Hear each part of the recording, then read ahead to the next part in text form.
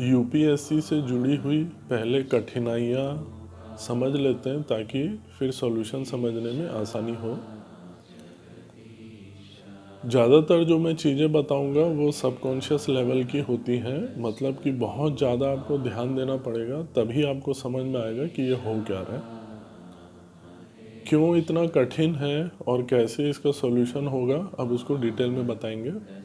पहले कुछ बेसिक समझ लें यूपीएससी के बारे में कि कहीं पे भी प्राइवेट काम हो चाहे किसी भी प्रकार का काम हो, छोटा हो बड़ा हो, बिना एक्सपीरियंस और एजुकेशन के आपको जॉब नहीं मिलता। इवन अगर चपरासी के लिए भी जाएंगे तो मिनिमम बोलते हैं कि 10th का एजुकेशन होना चाहिए।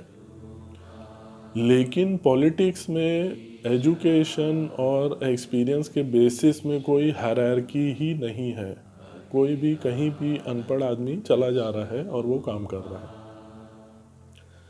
पता क्यों नहीं चलता है, ये जो टेंशन है, क्योंकि बहुत सारे लेवल रहते हैं बीच में। इसी के लिए उन्होंने बहुत सारे लोगों के लेवल रखे हैं ताकि जो नेगेटिविटी है वो डायरेक्ट आपको महसूस ना हो।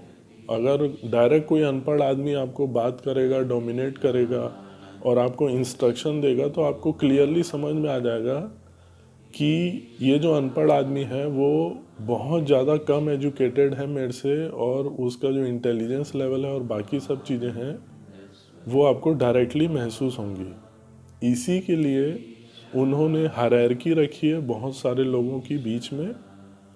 और दूसरा रीज़न ये है,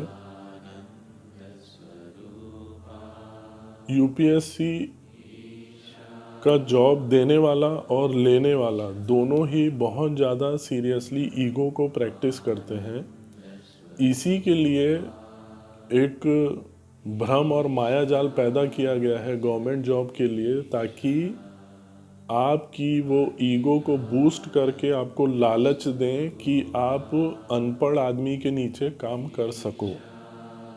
ये पता इसलिए नहीं चलता है क्योंकि 80 to 90% लोगों को बचपन से ही ईगो और कंपटीशन की बहुत ही सीरियसली प्रैक्टिस कराई जाती है। इसलिए बहुत ज़्यादा हमको जो यूपीएससी क्लियर कर रहा है उसको फ़ायदा लगता है। जबकि अगर आप लॉजिकली देखेंगे कि अनपढ़ आदमी आपको कभी भी किसी भी प्रकार का कोई फ़ायदा नहीं दे सकता। सिर्फ लगता है कि फ़ायदा हो रहा है, अच्छा हो रहा है, लेकिन नहीं होगा, नहीं हो सकता। जब तक पॉलिटिक्स में एजुकेशन और एक्सपीरियंस के बेसिस में हायरार्की नहीं रहेगी, कोई भी पॉजिटिव डीप पीस वाली क्रांति नहीं आएगी। सिर्फ लगता है कि क्रांति हो रही है, कुछ नहीं होगा। ये आपका रीज़न हो गया। अब इसका उपाय क्या है?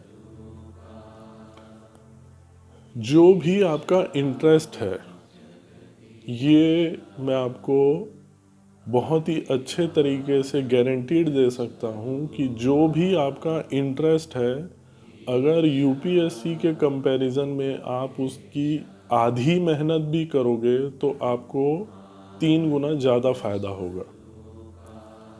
अल्टीमेटली वही काम आपको खुशी देगा जिससे में आपका इंटरेस्ट है। जो अच्छा लगता है वो आप कीजिए, बाकी सारी चीज़ें फिर उसके बाद खुद ब खुद सही बैठती चली जाएंगी। आपका जो इंटरेस्ट है आप उस पर यूपीएससी से आधी मेहनत कीजिए और 3 गुना ज़्यादा फ़ायदा लीजिए। इसमें 2-3 कॉम्प्लिकेशन ये पैदा होते हैं कि बचपन में हमको प्रोग्राम किया गया है नेम फेम के लिए, और क्या नहीं है तुम्हारे पास उसको फोकस किया जाता है बचपन में। क्या नहीं है उस पर फोकस करो। इन सब कॉम्प्लेक्सिटीज़ की वजह से आप लाइफ को और चीज़ों को सिंप्लीफाई करके नहीं देखते हो। एक पर्टिकुलर पैटर्न बन गया हमारा जीने का, उसी पैटर्न में हम धकेले जाते हैं। अब आता है मोस्ट इम्पॉर्टेंट सॉल्यूशन का पार्ट।